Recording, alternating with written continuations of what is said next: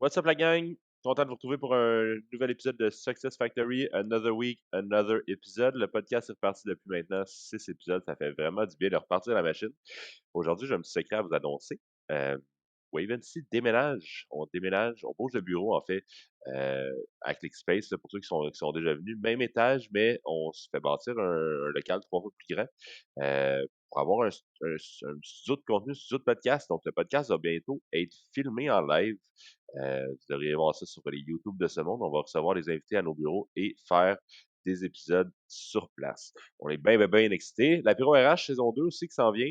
Notre podcast spécial RH là, qu'on avait fait l'année passée avec 10 épisodes là, qui avait vraiment bien pogné. On refait ça cette année je dirais septembre, octobre. Euh, c'est un spécial RH qui a fait beau petit succès l'année passée. Puis, petit scoop, ça se pourrait qu'on refasse l'événement en présentiel encore cette année. Dites-le pas à personne. Je vous le dis, on est bien, bien, bien excités. Bref, assez de parler de nous. On reçoit cette semaine au podcast Francis Jeté, formateur et consultant en marketing digital, réseaux sociaux et podcast. Ça fait 15-20 ans que Francis fait du contenu. C'est un expert. Bon, le mot ne sera pas galvaudé si on l'utilise comme ça. C'est un expert. Il nous parle entre autres, des 5 éléments clés pour faire une bonne vidéo, de comment réussir sur les réseaux sociaux, quelle plateforme choisir en ce moment. Et de son nouveau projet aussi, il parle de la machine à contenu. Chers auditeurs, n'hésitez pas à nous laisser un petit avis ou follow sur Apple Podcast, Spotify, YouTube. Vous le savez, comme moi, les algos nous gèrent maintenant. Les algorithmes, ils contrôlent. Fait que ça nous aide vraiment, là, cette geste-là nous aide vraiment. Puis ça nous donne une petite poussée pour faire connaître le podcast. Fait que si vous aimez ça, n'hésitez pas à donner un petit like, un petit follow. Puis sans plus attendre, je vous laisse à votre écoute. Bon podcast. Cheers, la gang.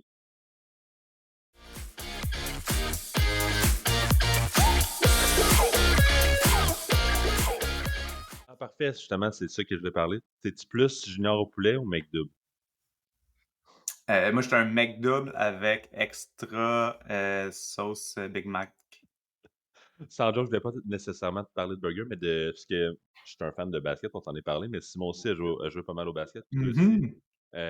Tu es issu du domaine du sportif, Ouais. quand même pas mal. Tu as travaillé chez Bell, entre autres, Bell Media, pardon, pour RDS et tout. Comment t'en arrives comme du domaine sportif au départ, parce que tu as animé aussi, on va parler de ton parcours, mais tu as animé des games carrément de commentateurs sportifs, des games de basket. Comment t'en arrives de là au marketing? Oh my God. Mais dans le fond, c'est vraiment ma passion pour le basketball qui m'a fait me lancer j'aime ça niaiser pour dire sur Internet, là, parce que tu sais, à cette époque-là, j'étais vraiment en poche avec Internet. Je savais même pas comment downloader de la musique, là, tu sais. À une époque où c'était pas aussi simple comme Spotify et Apple Music, là, tu sais, il fallait downloader de la musique, puis je savais même pas comment faire ça. Ça donne une idée à quel point j'étais vraiment pas bon. Ça, c'était en 2007, puis j'ai eu une idée de lancer un site web de basketball pour les coachs de basket. Puis dans le fond, j'ai appris comment utiliser vraiment un CMS à cette époque-là. Puis j'ai commencé à apprendre à faire de la rédaction pour le web, faire du Photoshop, faire du montage vidéo. Puis tranquillement, pas vite, c'était comme toutes les nouvelles sur l'actualité du basketball qui fonctionnaient plus que l'idée initiale d'avoir un site web pour les coachs de basket.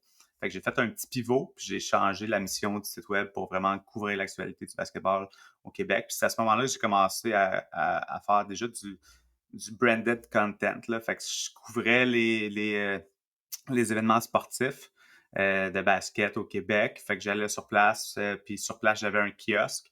Puis à mon kiosque, je vendais des trucs que j'importais un peu partout. Là. Fait que des trucs exclusifs que j'avais trouvés sur Internet. Ah, Je c'est vendais ça là. sur mon kiosque puis sur mon site web. Fait que c'est vraiment comme ça que j'ai commencé à me promener vraiment beaucoup dans les événements, à couvrir les plus gros événements sportifs du monde du basketball québécois. Puis là, tranquillement, pas vite, ben là, YouTube prenait de la place. Fait que j'ai développé une chaîne YouTube. Fait que j'étais là aux événements, puis je filmais, je faisais le montage, je faisais des entrevues. Puis c'est comme ça que tranquillement, pas vite, ben là, j'ai commencé à avoir une certaine crédibilité dans le monde du basketball. Puis là, j'ai produit des DVD de coaching. Fait que on filmait, je faisais le montage, puis on vendait les DVD de coaching de C'est tellement basket. hâte. Fait que c'est comme ça que j'ai commencé vraiment dans la portion production de contenu vidéo, beaucoup. Puis, ben, tranquillement, pas vite, là, je me suis impliqué aussi avec l'UQAM, au centre sportif de l'UQAM. Puis là, j'étais comme un sideline reporter, tout simplement. Puis, donc, je faisais des entrevues, puis j'allais écouter les coachs dans les temps morts, puis toute l'équipe. Puis c'est comme ça que là, à un moment donné, ah ben, la personne qui était aux côtés d'Alexandre Tourigny, qui est présentement à RDS, là, qui anime le basket de la NBA Ouais. à RDS, il m'a dit, ben Frank, tu veux-tu la remplacer? Fait que là, j'ai fait OK. Fait que ça a été mon premier baptême, là, puis j'étais analyste. Fait que Alex Tourigny, lui, faisait le play-by-play. C'est comme ça que moi, j'ai commencé à devenir analyste. Fait que j'ai fait ça une fois, puis après ça, les Citadins, cette année-là, ils se sont rendus au championnat national qui avait lieu à Ottawa. Puis, fait que c'est mon vrai baptême, là, c'était un championnat national là, qu'on a fait, je sais pas combien de games en français. Fait que les autres, il y avait un broadcast anglophone, puis ils ont amené l'équipe franco. Fait que c'est nous autres qui a fait ça. Puis après ça, j'ai continué à faire ça pendant à peu près 10 ans. Puis là, j'avais pris ma retraite, mais l'été passé, j'ai eu la chance de faire la ligue professionnelle, la CBL. Il y avait les finales qui étaient encore une fois à Ottawa. Puis, fait que j'ai eu la chance de faire les finales de cette ligue professionnelle-là canadienne en broadcast là, sur Internet. Donc, c'était drôle, là, ça bouclait la boucle. J'ai commencé à Ottawa, puis la dernière game que j'ai faite, c'était à Ottawa aussi. Y a-tu un petit feeling nostalgique Ah cet ouais, été-là? parce que ça, c'est vraiment, c'est tellement le fun à faire, là, comme l'analyse, puis le play-by-play. Fait que tu sais, faire un play-by-play, si tu es vraiment dans le micro-détail, fait que ton niveau de concentration, il est tellement élevé. Tu sais, puis moi, j'ai joué au basket, j'ai coaché, j'ai arbitré, j'ai rédigé des textes, puis je l'ai animé. Fait que j'ai vu la game de toutes les manières qu'on peut l'avoir, dans le fond. Puis, ben, évidemment, j'étais spectateur aussi. Mais, fait que, tu sais, puis je trouvais que être analyste, c'est comme à un autre niveau que même coach. Tu sais, parce que coach, tu analyses comme plein d'affaires, mais c'est pas pareil. Tu vis pas la game de la même manière, pantoute, d'un rôle à l'autre. Fait que c'est vraiment une expérience que j'ai beaucoup aimé. Fait que c'est comme ça euh, que, que je suis arrivé à RDS, dans le fond, grâce à Alex Tourigny, qui était mon contact. Puis, vu que je faisais des médias sociaux, puis qu'il y a eu un poste qui s'est ouvert dans la salle des nouvelles de RDS, ben c'est comme ça que je suis arrivé à RDS pour gérer les comptes de médias sociaux en 2014. Tu me racontes ça, puis dans tes débuts là, de tout ce que tu viens de raconter, tu avais l'air pas mal d'être un one-man army. Tu as dû apprendre vraiment beaucoup de choses. Tu avais l'air de faire beaucoup de choses, fait que tu as dû en apprendre beaucoup.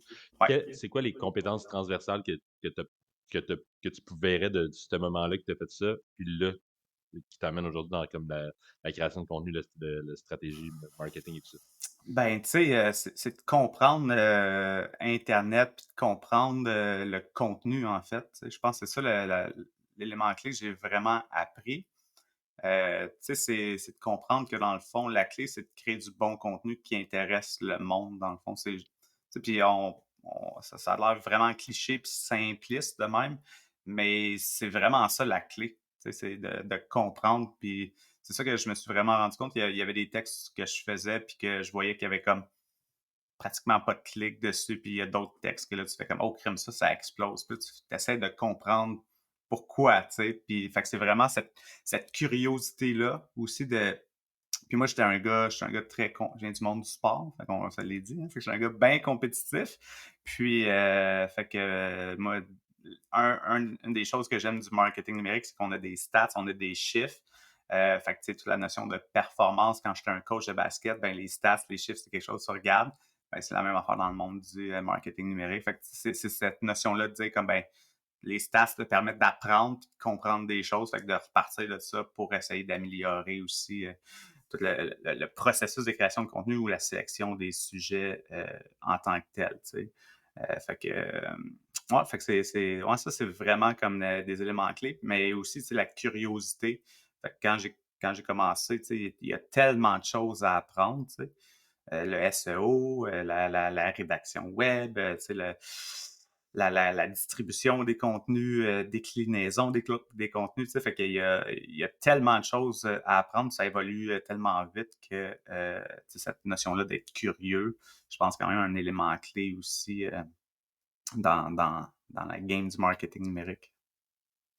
Ouais, tu parles de perspective globale, tu sais, avec ton parcours au niveau sportif, puis de comment ça s'est traduit au niveau marketing, puis d'avoir la perspective de justement se dire: «Hey, c'est quoi que mon public il veut entendre?» de leur perspective, mais de la perspective des compagnies aussi de, tu sais, comment est-ce que nous, on formule notre contenu, pour justement atteindre ces gens-là et tu fais de la formation aussi pour justement encore incarner le rôle de coach un peu. Exact. Parle ouais, ouais, parle-nous de ça, ça se passe comment? Ben, en fait, c'est super intéressant que tu amènes ça parce que moi, c'est mon expérience de coach, dans le fond, qui m'a amené à commencer à faire de la formation. Fait que dans mes premières formations, c'était aussi au niveau sportif. Donc, c'était des formations aux médias sociaux qui s'adressaient aux entraîneurs, aux organisations sportives ou aux athlètes. Donc, tu sais, moi, j'avais déjà une certaine habitude de parler devant tu sais, comme quand tu es capable de parler devant des gangs de gars de 12 ans, 15 ans, puis que tu es capable de garder leur attention, ben c'est déjà un bon début. Là, tu sais, ça veut dire que tu es capable de garder le monde entertainé un peu puis intéressé à ce que tu dis. Fait qu'après ça, fait que ça, c'est un bagage, c'est une expérience que j'ai acquis comme coach de basket. Puis après ça, rapidement, ça s'est transformé côté partage de connaissances, côté marketing numérique aussi. Puis, tu sais, c'est drôle parce que avant que je me lance à mon compte à temps plein, ben, tu sais, je faisais déjà de l'accompagnement pour des organismes sportifs vraiment beaucoup, puis différents types de business. Mais cette notion-là d'accompagner les gens, ben ça a resté aussi dans mon modèle d'affaires aujourd'hui. Tu sais. Donc aujourd'hui, tu sais, c'est vraiment de l'accompagnement stratégique puis de la formation que j'ai. Fait que toute cette notion-là de prendre une équipe marketing ou quelqu'un dans une équipe marketing puis de lui permettre d'apprendre puis de s'améliorer puis toute la portion analyse des stats encore une fois comme un coach pour ramener ça. Tu sais. Fait qu'on analyse les choses, on analyse le contenu, qu'est-ce qui peut être amélioré. Fait un beau parallèle avec, mettons, le teaching de la shot, que moi, c'était ça que j'aimais vraiment coacher. Comment je prenais un kid, là, sa shot était tout croche, puis après une séance de shooting, là, comme tu sais, le taux augmentait vraiment rapidement parce que j'aimais ça analyser les petits détails du mouvement de sa shot, mettons. Ben, c'est exactement la même chose que je fais là, présentement quand on analyse des contenus. Vraiment les petits détails qui fait que peut-être un contenu, il a peut-être pas mal performé, mais qui n'a pas performé peut-être à son plein potentiel des fois. Fait que Quel ça, c'est genre quelque de chose qui détails? est très cool. Quel genre de détails? Quel genre de détails? Écoute, la croche, dans l'aspect visuel, il y a tellement d'éléments qu'on peut aller regarder. Quand c'est de la vidéo, évidemment, j'ai un parcours qui a été vraiment teinté par la production de contenu vidéo. Fait que, c'est un peu comme le basket, où j'ai joué tous les rôles, ben, même affaire dans le côté de production de contenu vidéo. Fait que j'ai été réalisateur, j'ai fait les entrevues devant, derrière la caméra, du live streaming, du contenu préenregistré, du contenu scénarisé, du contenu live, d'événements, des recaps, tout le kit. Fait que j'ai touché à tous les formats de contenu vidéo aussi. Donc, ça fait que quand je regarde une vidéo, je suis capable de facilement analyser puis comprendre qu'est-ce qui manque à la vidéo, tu sais. Donc, en termes d'accroche, en termes de structure, du montage, du dynamisme, peut-être. Tu sais, toute cette notion-là. Puis des fois, c'est très subtil comme qu'est-ce qui manque. Hein? Des fois, c'est juste comme ah, ton montage est juste pas assez tête. Tu sais, il manque comme. Tout est comme 2 secondes et demie, ça devrait être comme 1 seconde, trois quarts, mettons. Tu sais, des fois, c'est des petits détails comme ça qui font juste changer le dynamisme qui peut avoir un gros impact sur ta rétention puis donc la performance de ton contenu.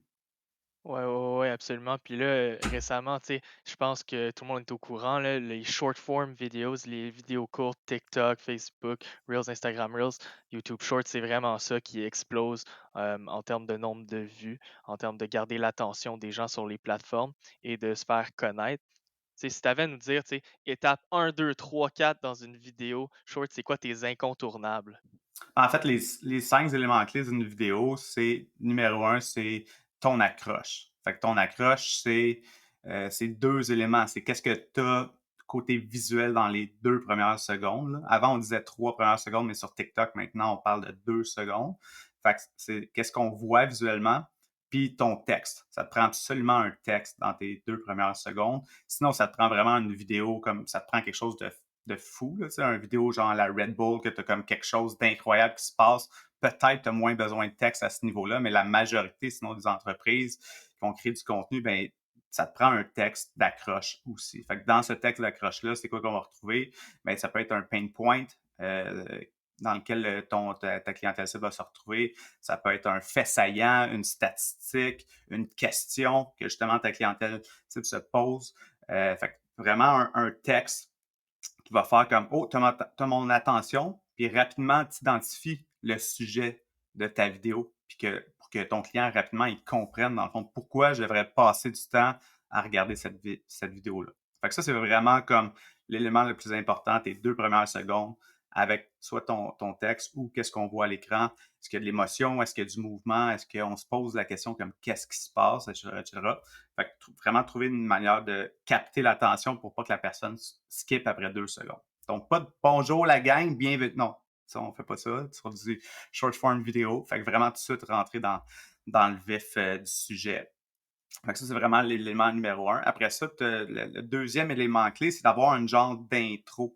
Des fois, ton intro, elle va déjà être, si ton vidéo est très, très court, des fois, ton intro, elle va déjà être inclus dans ton accroche, mais si c'est une vidéo comme short form et que tu vas parler de plusieurs choses, peut-être déjà donner un aperçu de quoi tu vas parler avec une petite intro de 5-15 secondes qui va donner une idée de « Ah ouais, ça c'est vraiment je veux apprendre telle affaire, je vais rester dans la vidéo. » Fait que là, ça c'est vraiment la notion de mettre la table rapidement pour vendre ta vidéo, là, dans le fond. Tu sais.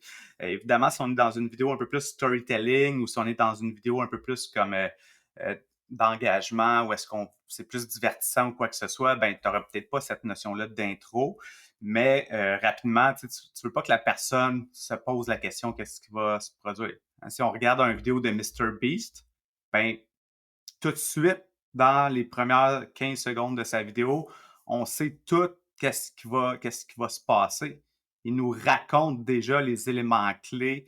Il met vraiment la prémisse très, très claire pour favoriser la rétention, justement. T'sais. Donc, c'est ça, cette notion-là d'intro. Fait que même en storytelling, on peut le faire rapidement. Puis après ça, ben, le troisième élément clé, ben, c'est ton contenu. Fait que est-ce que ton contenu il parle à ta clientèle cible ou pas, dans le fond? Fait que ça, c'est la clé. Puis est-ce que ce contenu-là, il est assez dynamique pour livrer ton contenu à la bonne vitesse, de la bonne manière pour que la personne reste dans ton contenu le plus longtemps? Fait qu'en dynamisme, qu'est-ce qu'on veut? En termes de montage, ben avoir des quick cuts. Tantôt, hein, on disait à peu près aux 2-3 secondes des quick cuts. Tantôt, on disait que je faisais du montage vidéo, moi, en 2009-2011. Là, je regarde ces vidéos-là, puis je trouvais qu'il y avait beaucoup d'images, puis c'est lent là, quand je regarde ça, quand on regarde des vieux vidéos genre qui étaient en ligne dans ces années-là, 2009, 2011, puis là on regarde les vidéos aujourd'hui, le tempo a complètement changé. Donc avoir des petits zoom-in, avoir des quick cuts, puis avoir aussi peut-être des interruptions voulues. Fait que tu sais, on regarde un YouTuber, il parle de quelque chose, puis il y a un meme ou il y a un GIF qui apparaît à l'écran, où il y a comme quelque chose, justement pour surprendre puis garder ton attention, puis vraiment tout le temps créer des interruptions voulues. Des fois, les interruptions, ça va être avec du texte pour mettre l'emphase sur des éléments clés. Fait que ça, c'est vraiment comment on fait un contenu qui va être dynamique, puis garder le monde intéressé. Après ça, le quatrième élément, ça va être un genre de bonus. C'est toujours bon d'avoir un bonus dans notre vidéo. Fait que, si on fait une vidéo un peu plus de longue forme, ben, peut-être on va dire rester jusqu'à la fin. À la fin, on vous dévoile tel truc. Mettons, oh, je veux le savoir. Fait que ce petit bonus-là, ce petit élément-là, wow. Quand on est un peu plus dans du storytelling, ben, on le sait, on regarde une série Netflix, le maudit épisode est fini sur un cliffhanger, hein, un petit élément wow à la fin qui fait comme « Ah, Colin, j'ai pas le choix d'écouter le prochain. » Ben, si on a une série de vidéos, d'avoir ce petit élément-là de bonus wow qui te force à faire comme « OK, je vais regarder le prochain épisode. » Puis finalement, le cinquième ingrédient clé pour créer du contenu, ça va être vraiment l'appel à l'action. Fait que le call to action, ça prend un call to action dans ta vidéo. Tu produis ta vidéo, oui, pour que le monde la regarde, mais les business qui utilisent les médias sociaux, ben c'est pas des YouTubers, puis c'est pas des belles médias. Fait que eux autres, hein, il y a un objectif à la vidéo, c'est pas juste de générer des visionnements vidéo, c'est d'amener les gens à passer à l'action. Ça, c'est une des erreurs numéro un que la majorité des business font sur TikTok. Tu crées des contenus super le fun, là. Ben oui, tu as centaines de milliers de views sur ta vidéo qui parle à ta clientèle cible, mais tu n'as pas d'appel à l'action. Fait que la personne assez entertainée à regarder ta vidéo a plein de views, mais au final, c'est quoi le résultat que tu as eu à part des visionnements vidéo? Fait que ça te prend un appel à l'action. Que ce soit un appel à l'action pour amener les gens à visiter ton profil, pour s'engager encore plus, s'abonner ou quoi que ce soit, ou amener les gens à contacter en message privé, visiter ton site web, soumettre sa candidature si on est en recrutement. Fait que c'est vraiment ça les 5 éléments clés qu'on devrait retrouver dans un contenu vidéo performant pour maximiser la rétention. En fait, c'était super intéressant pour ça, vraiment. Il y a j'ai l'impression, deux approches en contenu qui est une par la qualité, une par la quantité. Avec tous les critères que tu me parles, je sens qu'il y a un désir de comme penser le contenu quand tu le crées. Est-ce que tu favorises une approche plus qualité ou plus quantité selon toi, ou est-ce que c'est les deux? Moi, c'est toujours qualité, qualité, qualité. Moi, je suis un grand fan de Gary Vaynerchuk. J'ai même eu la chance de le rencontrer. C'est à cause de Gary que je suis dans le monde des médias sociaux. Là. Fait que quand je me suis rendu compte que mon site web de basketball au Québec en français, très niché, faisait pas assez d'argent pour le nombre d'heures que je mettais, ben, je me suis comme en lisant le livre de Gary Vaynerchuk, Crush It, ben, ça m'a comme fait rendre compte que, OK, ben, tout ce que j'ai appris, je suis capable de le monétiser maintenant avec en offrant mes services, puis tout le kit. Fait que c'est comme ça que j'ai pivoté de mon site web à devenir un plus consultant ou accompagner travailler en entreprise pour la gestion de médias sociaux. Puis dans le fond, Gary, lui, il est vraiment axé sur la quantité, quantité, quantité, quantité. Mais c'est sûr que lui, il a une équipe de je sais pas combien de personnes pour gérer son brand. Fait que c'est facile de générer de la quantité. Mais pour la majorité des business, c'est pas réaliste. Les conseils qui parlent par rapport à la quantité. Donc, fait il y a vraiment ça que je pense qui est important de revenir un peu plus à la notion de qualité. Puis c'est pour ça qu'il y a il y a plein de monde qui font plein de contenus de tendance sur TikTok, mettons, où, où dans le fond, tu sais, ce contenu-là, je comprends qu'il génère des views, mais les views, ça paye pas les billes à la fin du mois, là, tu sais, ça vend pas, tu sais. Fait que au-delà de juste utiliser des tendances ou de créer plus de contenu de très courte forme qui va te générer beaucoup de visionnements, mais peu de retour sur investissement, on est mieux de faire moins de contenu, moins souvent, mais que le contenu qu'on a fait, prendre le temps de bien l'optimiser pour maximiser la performance de chacun de ces contenus-là. Puis après ça, si on veut maximiser encore plus, bien, ça va être d'investir sur de la pub pour le garder en vie longtemps, ce contenu-là. Fait qu'une fois qu'un contenu est produit, ben, à la place d'en produire plein, ben, cela, travaille fort dessus, puis s'il performe bien, met de l'argent dessus pour le garder en vie longtemps. T'sais. Ouais, on croit beaucoup à ça, nous aussi, de justement mettre beaucoup de vidéos short forms en organique. Et là, celui qui outperform les autres, c'est celui qui donne du retour disproportionnel un peu comparé à, tu sais, à ta norme personnelle. De après ça, faire vivre celui-là à travers la pub, je pense que c'est essentiel parce qu'il va performer bien en pub aussi. Tu sais, si les gens ils le regardent en organique, puis là, ça garde leur attention, en pub aussi, c'est celui qui va mieux le performer, même si une publicité, les gens, ça va garder leur attention, la vidéo est bonne. Euh, c'est quelque chose qui est démontré. Et là, justement, on la fait vivre et on grandit notre notoriété. Exact, exact. Puis dans le fond, une chose que la majorité des gens ne comprennent pas, c'est que l'algorithme genre de Facebook ou ben tous les algorithmes publicitaires en font, ils vont prioriser les pubs qui ont le plus haut taux d'engagement dans leur algorithme. Hein? Fait que même si on paye pour avoir de la visibilité sur Facebook, sur Instagram ou sur TikTok, ben les publicités les plus engageantes, les plus intéressantes, c'est eux autres qui vont avoir de la priorité dans la distribution. Et donc, d'un côté, tu as plus de visibilité pour le même dollar investi. Puis de l'autre côté, tu as des meilleurs résultats aussi parce que ton contenu est plus engageant. Il y a plus de chances que la personne se souvienne de ta marque, passe à l'action. Fait que des deux côtés, c'est du win-win. Donc, effectivement. Ouais, puis là, je reviens un peu à la notion de perspective. Là, tu me fais penser. Tu sais, là, on parle souvent du côté business, nous, en tant que marketeur, de c'est quoi qui est bon pour nos clients, mais il faut aussi se dire du niveau des plateformes en tant que telles, TikTok, Facebook, etc. C'est quoi leur objectif final à eux? Puis c'est de justement garder l'attention des gens, de les garder sur leur plateforme. Donc c'est clair qu'eux aussi, ils te donnent priorité justement si ton contenu, il fait vivre les gens sur leur plateforme, ils les gardent là. Si les gens, ils viennent regarder tes vidéos, pour eux, tu es un bon investissement.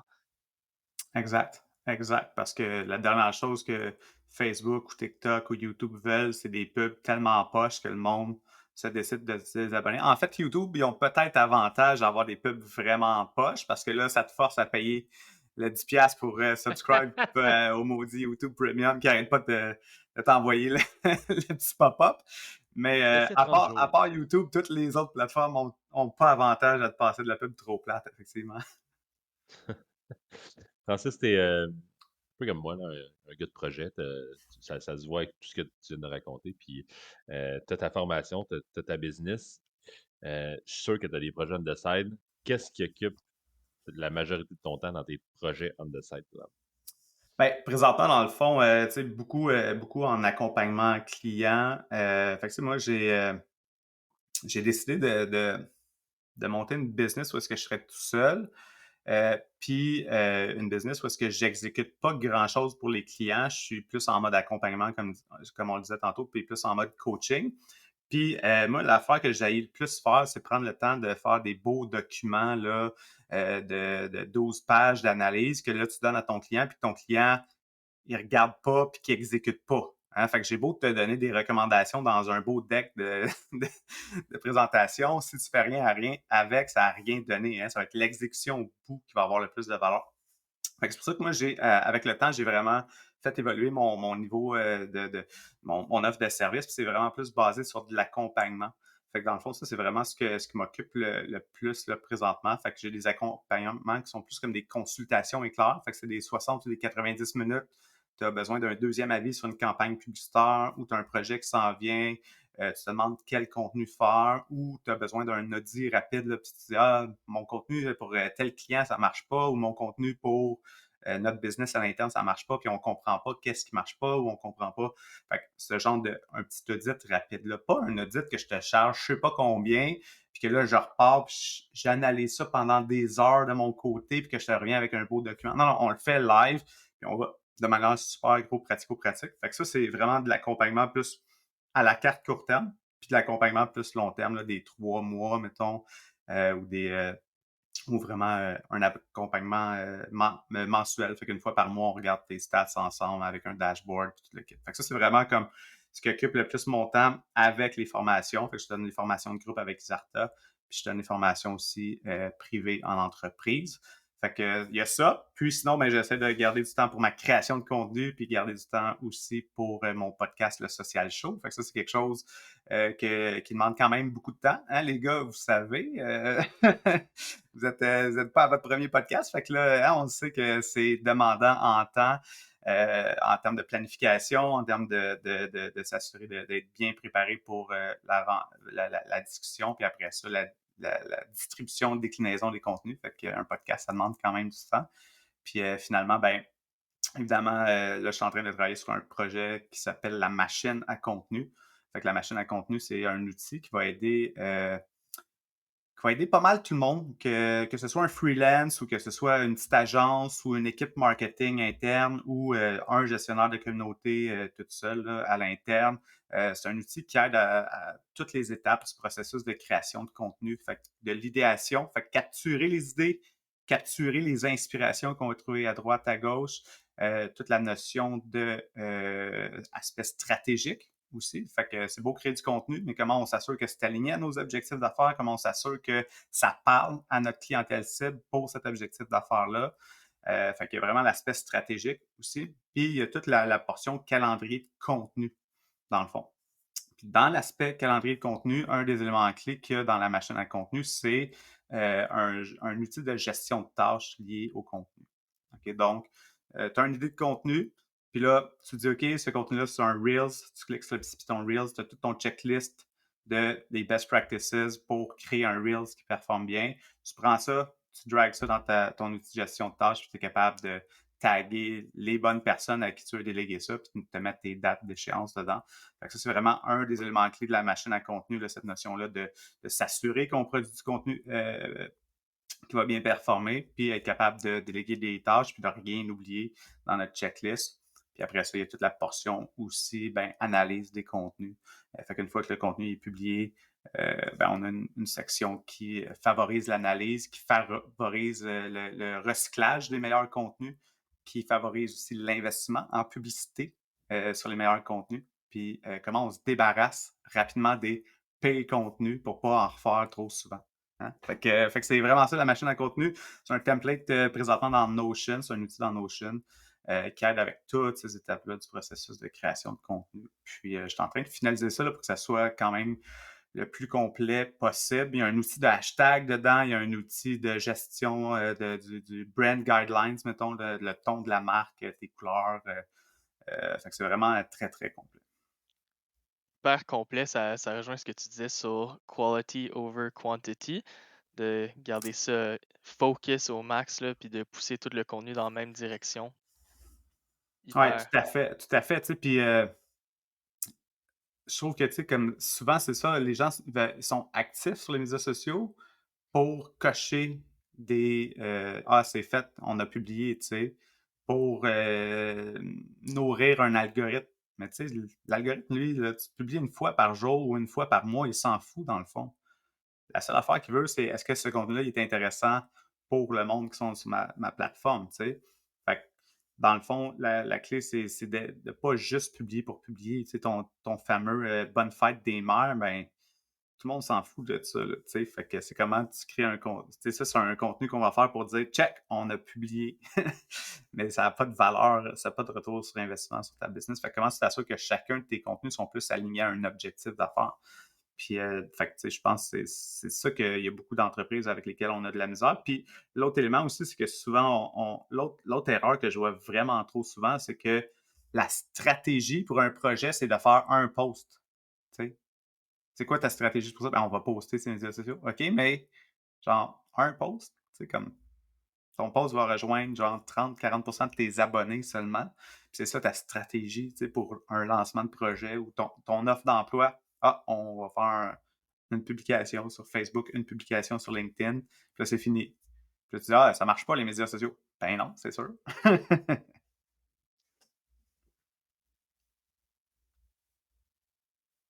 Ouais, puisque je pensais que tu continuais, Simon. Ah ouais, Oh, sorry, les deux, on était buggés sur. Les deux, on pensait que c'est l'autre parce qui que je allait pars sur next. des long runs, hein. C'est pour ça que j'ai tendance à partir sur des long runs. Fait que là, Non, non, les mais deux, c'est comme, c'est ça c'est qu'on veut. déjà fini. Puis honnêtement, c'est parce que c'est super intéressant aussi. Fait que c'est ça qu'on. Laisse-toi aller sur tes long rent, là. C'est value, value, value. Quand que je t'avais parlé, quand on avait fait un petit trip à Québec là, pour aller à un événement ensemble là, il y a quelques mois, on a beaucoup parlé de brainstorm, que moi je me rappelle. Puis je te perçois comme une machine à brainstorm. Comment qu'on fait un bon brainstorm? Fait que, tu sais, ma machine à contenu, là, c'est ça, en fait. C'est vraiment un outil à brainstormer, dans le fond. Tu sais. Fait que pour faire un bon brainstorm, je pense que la première chose, tu vas avoir les bonnes personnes autour de la table, dans le fond. Fait que ça, c'est quand même pas avoir trop de monde, un, puis avoir des gens qui vont pas bloquer les idées, là, dans le fond. Tu sais, qui vont pas dire ouais, mais non, pas. Tu sais, fait que un bon brainstorm, c'est de se laisser aller puis de laisser flouer les idées. Fait que, tu sais, si t'as des personnes qui sont trop négatives ou qui ont tendance à vouloir que ce soit juste leur idée ou quoi que ce soit, là, ça c'est la pire chose pour brainstormer.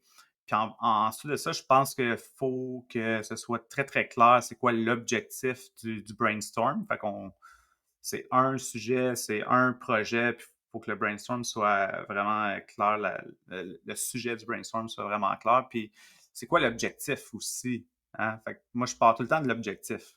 L'objectif, puis la clientèle cible. Fait que, moi, dans les projets sur lesquels je travaille, que j'ai eu le plus de plaisir, c'est souvent ça. C'est de trouver le bon contenu qui va parler à la bonne clientèle cible puis qui va être aligné à ton objectif d'affaires. Donc ça, moi, ça, c'est comme, une fois que tu es capable de faire ce triangle-là, là, c'est ça. Fait que, faut que ça soit très clair à qui tu veux t'adresser, puis le pourquoi Fait que ça pour créer un bon brainstorm de contenu, ça, je pense, c'est vraiment des éléments clés. Puis, Ouais, j'ai entendu quelqu'un dire récemment que la qualité de ton contenu va venir de la qualité des questions que tu te poses. Mhm. As-tu des questions justement que tu te poses en brainstorm, en idéation pour te rendre plus loin dans ta réflexion? Ben, la question numéro 1 qu'on devrait se poser, c'est pourquoi la clientèle cible à qui je vais poster ça, pourquoi elle regarderait ça, elle? Pourquoi ça va l'intéresser? Hein, C'est fait que quoi la ça, c'est valeur comme qu'on lui apporte? ouais. Tu sais, parce que dans le fond, souvent, on va vouloir créer du contenu. OK, mais pourquoi ton client, lui, il va rester puis il va regarder ça? Puis là, ça, juste poser cette question-là, là, souvent, ça va faire comme ouais, finalement, c'est peut-être pas la meilleure idée. Là. Tu sais, c'est une bonne idée pour nous autres parce qu'on est en train de parler de ce produit-là ou de ce service-là ou ça plug notre partenaire. Tu sais, un bel exemple, là, c'est les fameuses vidéos recap d'événements. Là, tu sais. Pourquoi ton client il va regarder ça? Là? Toi, tu es content parce que tu vois, ton équipe à toi est contente parce que vous voyez le beau résultat final de tous vos efforts. Ton partenaire est content parce qu'il voit son logo dans la vidéo. Mais ta clientèle cible, elle s'en fout de ton vidéo recap d'événement. Là. Fait que pourquoi elle regarderait ça? Fait que cette question-là t'amène à dire, OK, si on veut faire un vidéo recap d'événement, ben ça prend de la valeur pour ma clientèle cible à qui je vais le présenter. Fait que comment on va faire pour l'amener? Hein? Fait que en se posant la question pourquoi ton client va regarder ça, ben là, on comprend comme il veut savoir quelque chose, qu'est-ce qu'il veut apprendre en lien avec cet événement-là, qu'est-ce qu'on peut lui donner comme storytelling pour l'entertainer, tu sais. Fait que juste ce pourquoi-là, je pense que c'est la première question puis la plus importante qu'on devrait se poser en lien avec ça. Ton exemple me fait tellement rire parce que c'est arrivé exactement hier avec un client que j'ai parlé de ça. Parce qu'il voulait faire justement des vidéos recap de ces événements. C'est un client qui a un produit, mais qui fait aussi des vidéos en événementiel. Puis, tu sais, on pourrait faire des reels des, des, euh, des événements qu'on fait, puis tout ça, puis qu'on met ça sur TikTok puis en reel. Non, c'est une bonne idée, mets ça en story. Tu sais, mets ça en story, mets ça peut-être sur LinkedIn parce que c'est très corpo ces événements aussi, puis de voir un petit peu célébrer que tu as fait Fait que là, exactement. Fait que là, ici, on a un bel exemple de, mettons, un démo reel d'un recap d'événement. Ça peut être super intéressant, mais si ton objectif, c'est de démontrer, mettons, ta capacité à produire des événements cool, ben, les belles images sont bonnes pour ça. Mais ta clientèle cible, ben, elle ne va pas regarder ça. Elle n'était pas là à l'événement, elle s'en fout. Fait que c'est comment ça va y twister pour que même si tu le mets sur LinkedIn, pour que ça soit intéressant pour elle. Fait que peut-être tu vas trouver une manière de raconter une histoire avec ça. Peut-être tu vas y sortir comme 5 éléments clés qui ont fait de cet événement-là une réussite, puis amener de la valeur, donc là-dedans, tu teacher quelque chose. Ou c'est comme vraiment mettre en valeur comme des petits segments d'entrevue qui, justement, qui rendent ça un peu plus intéressant. Mais tu sais, c'est ça, j'avais un client aussi cette semaine qu'on regardait une vidéo récapitulative d'événements, que dans le fond, il n'y avait pas de retour sur investissement. Même si les images étaient belles et il y avait plein de likes, ben, au final, il est où le retour sur investissement à part tes likes et tes visionnements vidéo? Là, fait que, il manquait cet aspect-là de comment on l'attache pour le présenter à notre clientèle cible pour que ça génère des hey, comme j'ai vu que vous avez fait ça, je veux en savoir plus. T'sais.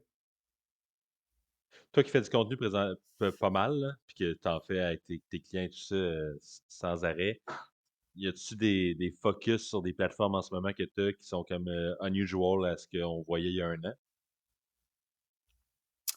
an? Non, mais on dirait vraiment que que le fait que TikTok a été banni dans les organisations gouvernementales, là, ça semble quand même changer un peu la donne là, du côté de l'intérêt de TikTok à certains niveaux.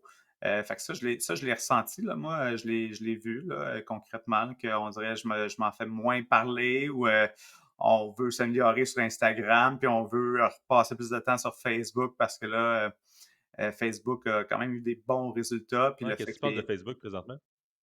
Pardon? Qu'est-ce que tu penses de Facebook présentement?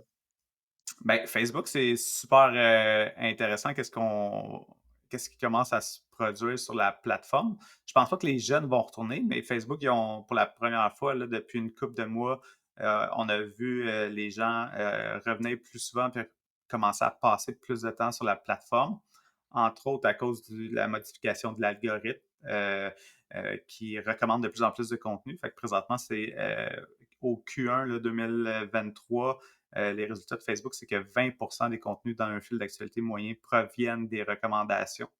Puis là, à peu près un ou 2 ans de ça, c'était à peine genre 8% là, des contenus qui provenaient de recommandations. Là. Fait que ça a complètement explosé. Puis les petites modifications qu'on a apportées récemment aux Reels. Fait que avant, là, les Reels dans Facebook, c'était juste du contenu clickbait là, de mauvaise qualité. Mais là, on est en train de changer l'algorithme des Reels de Facebook pour avoir un peu plus du contenu qui va ressembler à nos intérêts à nous. Fait qu'on on est en train d'apporter des changements. Puis ça va avoir, d'après moi, un gros impact sur la rétention encore une fois. Puis ben, il y a quand même plein de gens qui sont actifs sur Instagram puis qui ont un compte Facebook, qui sont peut-être un peu moins actifs sur Facebook, mais qui vont quand même un peu. Puis là, peut-être que ces changements-là vont faire que les personnes qui allaient peut-être pas souvent, tranquillement pas vite, pourraient recommencer à passer du temps. Mais c'est sûr que Facebook, c'est une clientèle peut-être euh, vieillissante un peu, mais c'est quand même surprenant. Les gens, du 20, 25, 25-45, les gens sont encore très actifs sur Facebook. Là. Ouais, ouais, c'est intéressant aussi qu'ils veulent faire venir les créateurs, là. Ils parlent de payer les créateurs par vue et non relié aux publicités sur leurs vidéos, etc., sur Facebook, Instagram en ce moment. Donc, ils veulent vraiment promouvoir, tu sais, euh, une immigration, un changement de plateforme par les créateurs de contenu et tu sais, les audiences, ils vont suivre leurs créateurs ou c'est ce que Facebook espère. Donc, ça, c'est Ouais. clairement à suivre dans le futur. Tu nous as parlé un peu de justement, c'est une population peut-être un peu plus vieille, 25 et plus. C'est quoi, mettons, les plateformes de choix que tu préfères pour rejoindre la clientèle plus jeune, la Gen Z? Ouais, la fameuse Gen Z. Euh, c'est sûr que Instagram, TikTok, c'est des plateformes intéressantes, mais je pense que souvent on oublie puis on sous-estime YouTube. Tu sais, souvent, les gens ils parlent des médias sociaux. On parle de Facebook, Instagram, TikTok, puis personne ne dit jamais YouTube. YouTube, ça reste la deuxième plateforme médias sociaux la plus importante sur la planète après Facebook. C'est encore le deuxième engin de recherche le plus important après Google, devant Bing. Mais là, peut-être avec l'arrivée de l'intelligence artificielle puis Bing, peut-être ça va évoluer, ça va peut-être changer. Mais la dernière fois que j'ai vu les stats, c'était encore YouTube qui avait le deuxième plus gros engin de recherche. Puis oui, là, la Gen Z recherche directement sur TikTok puis recherche directement sur Instagram. Là. Fait que c'est sûr que mais pour moi, YouTube est encore vraiment une plateforme trop sous-estimée. Tu sais, YouTube, là, il génère quasiment autant de visionnements vidéo dans les shorts que TikTok par jour, tu sais. Fait que, il y a tellement de monde qui dorment et qui sous-estime YouTube, là. Tellement étonné de ça, ça vient d'où? Genre, j'entends pas tant de monde que ça dire je consomme des shorts. Ou que de ce que je vois, mais c'est vraiment vrai ce que tu dis là. Je sais pas si c'est plus peut-être US, mais c'est vraiment. Parce que nous, c'est quelque chose qu'on regarde beaucoup, là. Mais je suis curieux de savoir où ça vient, ça. Mais je pense que ça s'en vient ici si ça ne l'est pas déjà. Ouais, je sais pas, au Québec, mais tu sais, c'est fou comment YouTube est une plateforme, YouTube, là, c'est un média social, c'est une TV, c'est un engin de recherche. Fait que pourquoi les entreprises ici font juste archiver leurs vidéos sur YouTube sans nécessairement avoir une stratégie dédiée? Je le sais pas, mais tu sais, tous les jeunes regardent du YouTube, là. Puis tout le monde regarde YouTube sur sa télé connectée, puis depuis la pandémie, encore plus. Puis moi, j'en consomme des YouTube Shorts. Je suis actif dans YouTube Shorts. C'est sûr que euh, on n'a pas tant de contenu local sur YouTube Shorts encore. Donc, tu sais, il y a peut-être ça qui vient jouer. Mais effectivement, pour moi, il y a vraiment une opportunité de ce côté-là, justement. Tu sais. Très cool. Hey, c'était vraiment le fun. Je te finis avec une petite question basket. Euh, Los Angeles, Denver, Miami ou Boston? Et Colin. Ben, tu sais, LeBron, il vieillit. Je suis pas un fan de LeBron, mais je suis quand même capable d'apprécier ce qu'on vit avec ce bonhomme-là qui se rapproche de la quarantaine puis qui se rapproche des finales de la NBA.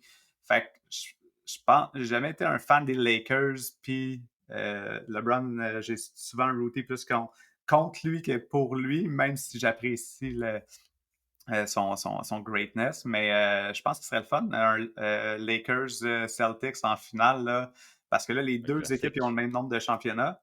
Donc, d'avoir les deux franchises les plus couronnées s'affronter en finale, ça serait ça serait solide.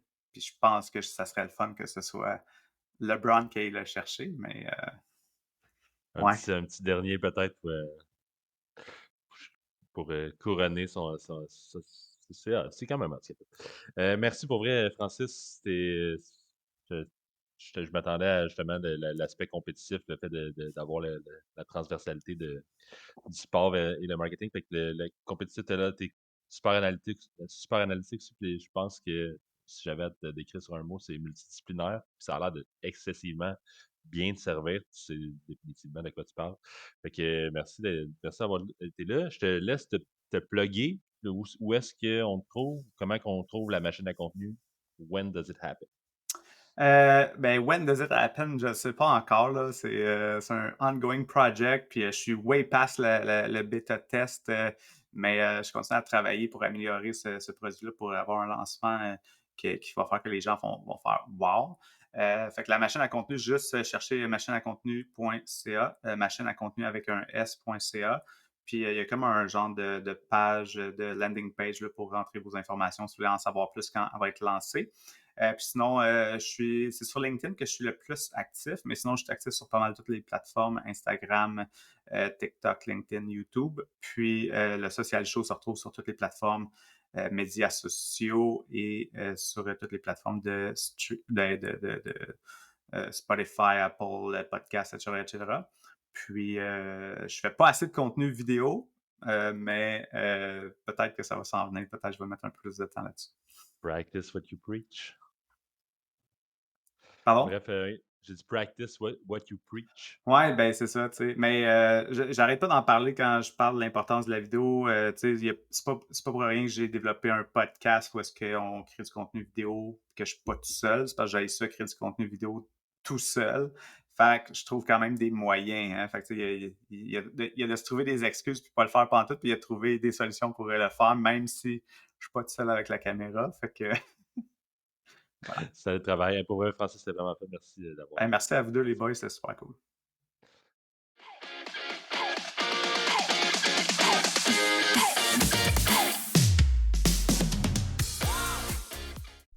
Hello, j'espère que vous avez apprécié l'épisode. Si vous avez aimé le podcast, on vous invite à aller laisser un petit avis ou vous abonner sur Spotify ou Apple Podcasts pour nous aider à le faire connaître. On se voit la semaine prochaine pour une autre belle conversation avec un nouvel invité. À bientôt!